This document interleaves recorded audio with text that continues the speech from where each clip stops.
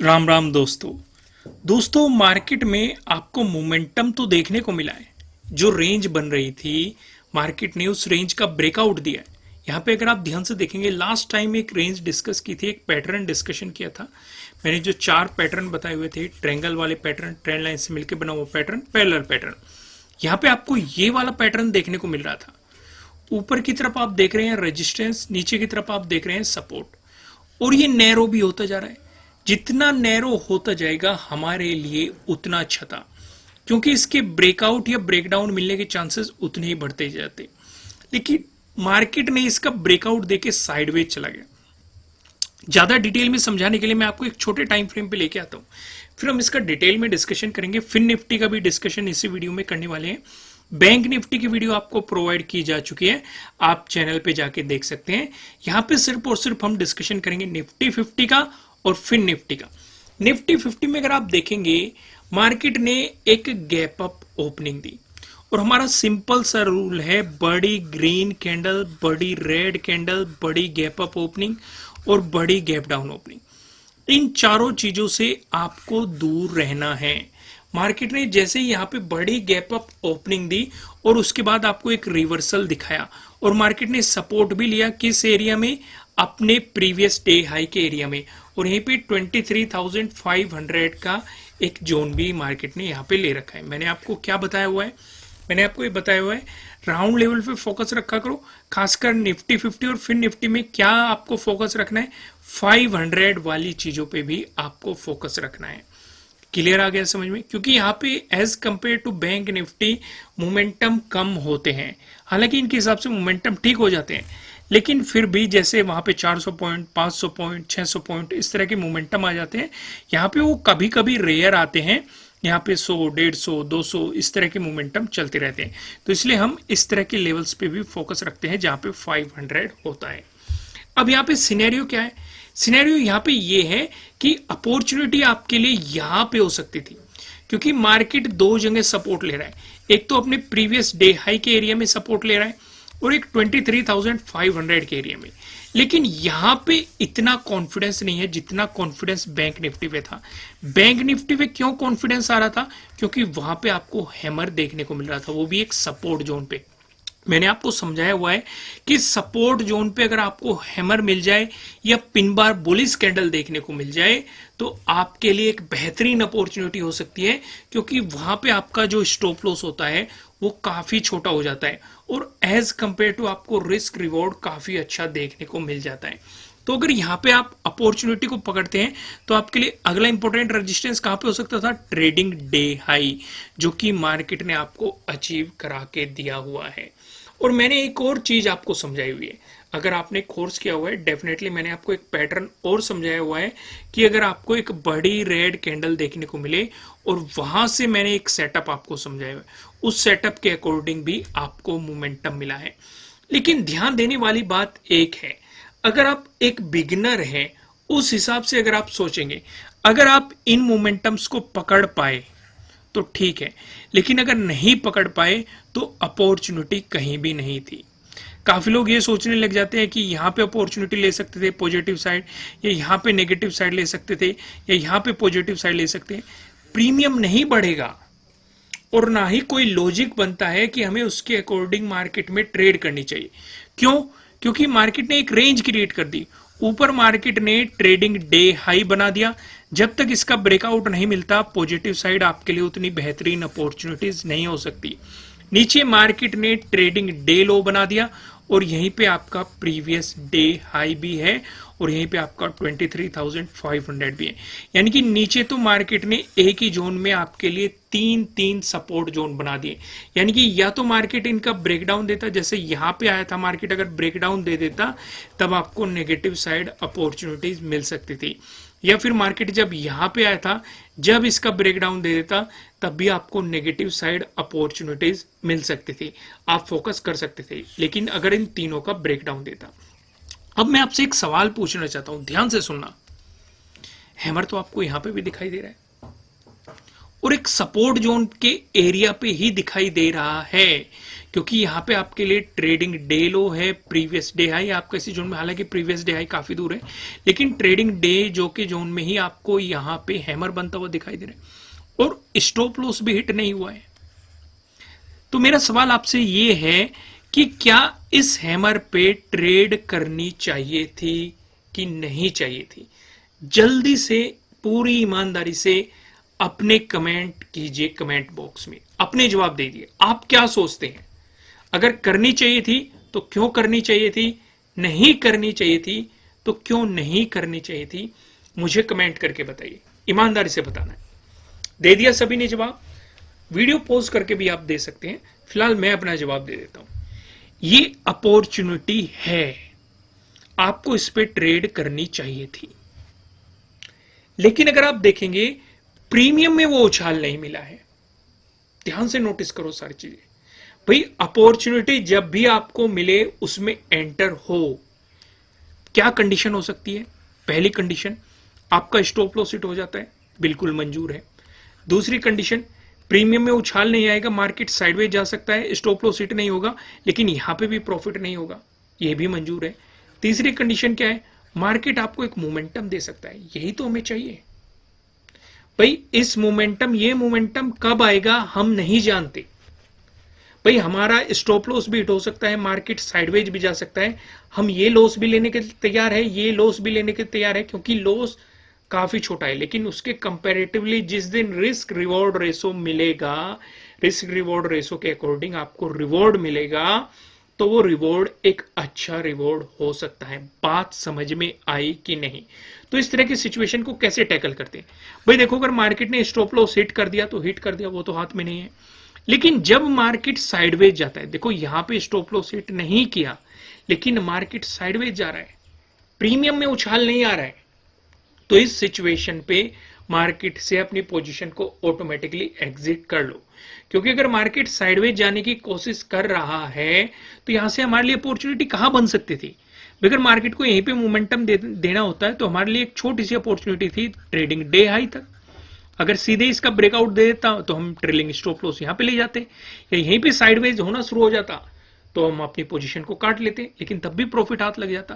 लेकिन इस सिचुएशन पे हम ये देख रहे हैं कि प्रीमियम में बहुत देर से उछाल नहीं आ रहा है, तो पोजीशन को एग्जिट करना ही ज्यादा बेहतर है। दूसरा, जब जब साइडवेज जाएगा, मैंने आपको बताया है कि मार्केट में जो 4 पैटर्न मैंने आपको बताए हुए हैं, ट्रायंगल वाले पैटर्न, ट्रेंड लाइन का से मिलकर बना हुआ पैटर्न, पैरेलल पैटर्न, इनके देखने की पॉसिबिलिटी आपके लिए थोड़ी ज्यादा बढ़ जाएगी। तो उस सिचुएशन पे बेहतर क्या है कि आप पोजीशन से एग्जिट करके इनके फॉर्मेशन को देखो कि कहां बन रहा है, अगर दिखाई दे रहा है तो ठीक है, और उसके अकॉर्डिंग काम करो, क्योंकि अब चीजें थोड़ी अलग हो गई है। कैसे अलग हो गई है? जैसे कि अगर आप देखेंगे, प्रीवियस डे क्लोजिंग हमारा यहां पे आ गया, प्रीवियस डे हाई हमारा यहां पे आ गया, तो खुद सोचो, previous day closing previous day high के नजदीक है। अगर मार्केट प्रीवियस डे हाई से ऊपर चलना शुरू होता है तो क्या पॉजिटिव साइड ट्रेड लेने में समझदारी है कि नहीं है? जवाब दो। दे दिया सभी ने जवाब। ज्यादातर का जवाब क्या होना चाहिए? नहीं है। क्यों नहीं है? क्योंकि ऊपर रेजिस्टेंस बैठा हुआ है। हमें अब प्रीवियस डे क्लोजिंग से मतलब नहीं रहा। अगर प्रीवियस डे हाई का ब्रेकआउट देता है तो हमारा सेटअप बन जाएगा प्रीवियस डे हाई के ब्रेकआउट वाला, हम पॉजिटिव साइड कुछ प्लान करेंगे, भले स्टॉप लॉस हिट हो जाए। या फिर अगर मार्केट प्रीवियस डे क्लोजिंग से नीचे चलना शुरू होता है तो इस एरिया में हमें एक इंपॉर्टेंट सपोर्ट जोन दिखाई दे रहा है। आज भी मार्केट ने इंपॉर्टेंट सपोर्ट की तरह एक्ट किया है, तो हम यहां तक के मोमेंटम को पकड़ने की कोशिश करेंगे। एग्रेसिवली कुछ प्लान नहीं करेंगे। एग्रेसिवली हम तब प्लान करेंगे जब मार्केट इस रेंज से नीचे प्राइस सस्टेन करना शुरू कर जाएगा, यानी कि 23,500 का ब्रेकडाउन देके प्राइस नीचे सस्टेन करना शुरू कर जाएगा, तब आप एग्रेसिवली कुछ प्लान कर सकते हैं। चीजें समझ में आ रही है कि नहीं आ रही है? क्लियर हो रही है ना? आइए कुछ और भी डिस्कशन करते हैं। 1 आवर के टाइम फ्रेम पे हम फिबोनाची भी ड्रॉ करेंगे, आप बेफिक्र रहिए उस बात से, लेकिन पहले एक बार 1 डे के टाइम फ्रेम पे देख लेते हैं। 1 डे के टाइम फ्रेम पे हमें काफी दिनों से यहां पे क्या दिखाई दे रहा था? एक रेंज बनती हुई दिखाई दे रही थी। अभी भी वही रेंज दिखाई दे रही है भाई। मार्केट उस रेंज से बाहर नहीं निकला है। बैंक निफ्टी में निकल चुका है, इसलिए मैं आपसे कह रहा हूं कि बैंक निफ्टी वाली वीडियो जाके देख लेना। यानी कि कहीं ना कहीं मार्केट में खिंचाव ऊपर की तरफ ही आपको दिखाई दे रहा है, यानी कि बायर्स मार्केट को धीरे धीरे ऊपर की तरफ आपको खींचते हुए दिखाई दे रहे हैं। ये सिचुएशन हमें यहाँ पे साफ साफ दिखाई दे रही है। आपको भी दिखाई दे रही है कि नहीं, क्लियर हो रहे हैं कि नहीं? देखो दोस्त, अगर कॉन्सेप्ट क्लियर नहीं है तो वो आपके लिए फ्यूचर में प्रॉब्लम कर सकते हैं। इसलिए ज्यादा बेहतर ये रहता है कि अपने क्वेश्चन लाओ दिमाग में, फिर उनका सॉल्यूशन ढूंढने की कोशिश करो, वहीं से आपके पूरे कॉन्सेप्ट में क्लियरिटी मिल जाएगी। बात समझे कि नहीं समझे, क्लियर हुई कि नहीं बात? आगे बढ़ते हैं। तो हमने वनडे के टाइम फ्रेम पे देख लिया क्लियर कि कहीं ना कहीं मार्केट में एक मोमेंटम जरूर है, लेकिन जो खिंचाव चल रहा है वो ऊपर की तरफ चल रहा है, ये भी हमने ऑब्जर्व कर लिया। मार्केट को ऊपर की तरफ खींचा जा रहा है। तो इस रेंज का अगर ब्रेकडाउन मिल गया तो हमें बड़ा नेगेटिव मोमेंटम भी देखने को मिल सकता है, क्योंकि सपोर्ट की पॉसिबिलिटी या तो इस एरिया में बनेगी या फिर इस एरिया में बनेगी। अगर इंपॉर्टेंट सपोर्ट के देखा जाए, भाई इस एरिया में हमारा क्या है, 23,000 है, और इस एरिया में हमारे इंपॉर्टेंट रेजिस्टेंस थे, इनके भी हमने डिस्कशन किए।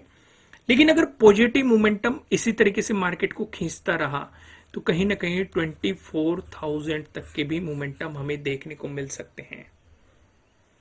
एक सवाल और मैं आपसे यहां से डिस्कस करना चाहता हूं। मुझे एक कमेंट आया था, डिस्कशन क्या था कि आज भी निफ्टी ने साइडवेज मोमेंटम दिया, उससे पहले भी निफ्टी ने साइडवेज मोमेंटम दिया, उससे पहले भी एक मोमेंटम देके साइडवेज हो गया, उससे पहले भी साइडवेज रहा। तो इस तरह की सिचुएशन बार बार हमें देखने को मिल रही है। तो क्या करें, ट्रेड करें या ना करें? अगर आप स्कैल्पिंग करना जानते हैं तो आप ट्रेड कर सकते हैं, लेकिन अगर आप स्कैल्पिंग करना नहीं जानते तो ट्रेड ना करें। फिर से ध्यान से सुनो, ट्रेड ना करें। क्यों मैं ऐसा कह रहा हूं? क्योंकि इसलिए कह रहा हूं कि जरूरी ये नहीं होता जैसे ये मोमेंटम मिले, ये मोमेंटम मिले, ये मोमेंटम मिले, यहां पे ये मोमेंटम मिले, तो आपको अपने दिन का इंतजार करना चाहिए।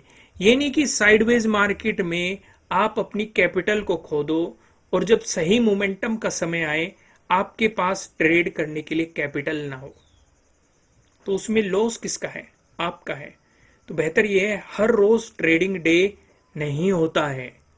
सिचुएशन को समझो। काफी लोग ये भी कह रहे हैं कि क्या हम बैंक निफ्टी पे स्विच कर जाए, वहां पे वॉलेटिलिटी ज्यादा रहती है या मोमेंटम ज्यादा आपको देखने को मिल जाते हैं, तो क्या हम उस पर स्विच कर जाए? देखो, अगर आप निफ्टी 50 में ट्रेड करते हैं, उसी पे बने रहे, उसी में अपॉर्चुनिटीज फाइंड आउट करने की कोशिश कीजिए। ठीक है, हाँ, अगर आप अलग से बैंक निफ्टी को ट्राई करना चाहते हैं तो कम क्वांटिटी में कीजिए, क्योंकि दोनों के एक्सपीरियंस अलग है। ठीक है, मोमेंटम भी अलग है, अपॉर्चुनिटीज भी अलग है। समझ में आ गई? आइए अब हम यहाँ पे फिबोनाची में आपको ड्रॉ करके दिखाता हूँ और सिचुएशन को समझते हैं। जब तक फिबोनाची ड्रॉ करता हूँ तब तक आप वीडियो लाइक करके आइए, कमेंट करके आइए, और नए हो सब्सक्राइब भी करके आना। ये चीज मैंने ड्रॉ कर ली। एक हॉरिजॉन्टल लाइन उठा लेता हूँ, यहाँ पे ड्रॉ कर लेते हैं। Okay, right. एक मैं यहाँ पे एक रेक्टेंगल भी ड्रॉ कर लेता हूँ। रेक्टेंगल भी ले लेते हैं इस एरिया में, राइट। हो गया, ठीक है। अब इसके रेक्टेंगल के पीछे ड्रॉ करने का एक रीजन है।